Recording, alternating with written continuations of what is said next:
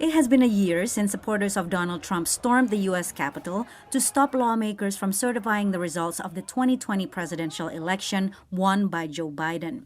1 year ago today, in this sacred place, democracy was attacked. Without once mentioning Donald Trump by name, Biden laid the blame squarely on him. For the first time in our history, a president had not just lost an election, he tried to prevent the peaceful transfer of power as a violent mob breached the Capitol.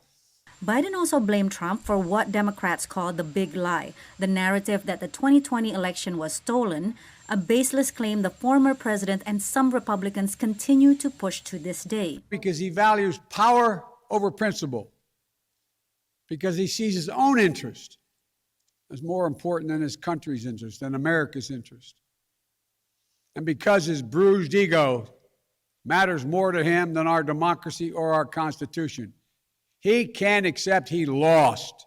Trump canceled his planned news conference today and said in a statement that this political theater is all just a distraction for the fact Biden has completely and totally failed. In a statement, Mitch McConnell, the Senate's top Republican, accused Democrats of trying to exploit this anniversary to advance partisan policy goals. Many observers say American democratic institutions had been under stress long before the assault. Strengthening voting rights and election integrity was highlighted by Vice President Kamala Harris as a needed response to the insurrection. Will it be remembered as a moment that accelerated the unraveling of the oldest, greatest democracy in the world?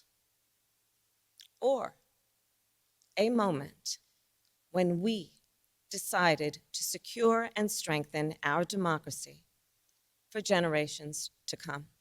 The siege has had a global impact.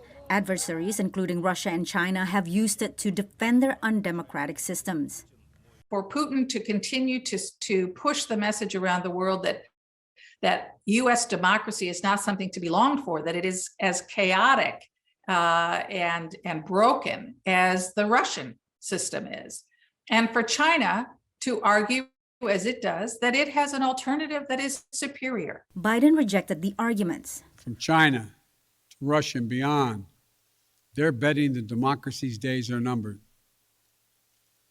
They've actually told me democracy is too slow, too bogged down by division to succeed in today's rapidly changing, complicated world. And they're betting America will become more like them and less like us. They're betting that America is a place for the autocrat, the dictator, the strongman. I do not believe that. That is not who we are. That is not who we have ever been. And that is not who we should ever be. The road ahead is challenging. Fueled by election fraud conspiracies, Republicans in multiple states have championed legislation limiting voting access and giving them more power over their state's election systems. Democrats say these measures will disadvantage them at the ballot box and are a threat to democracy. Patsy Widakuswara, VOA News, Washington.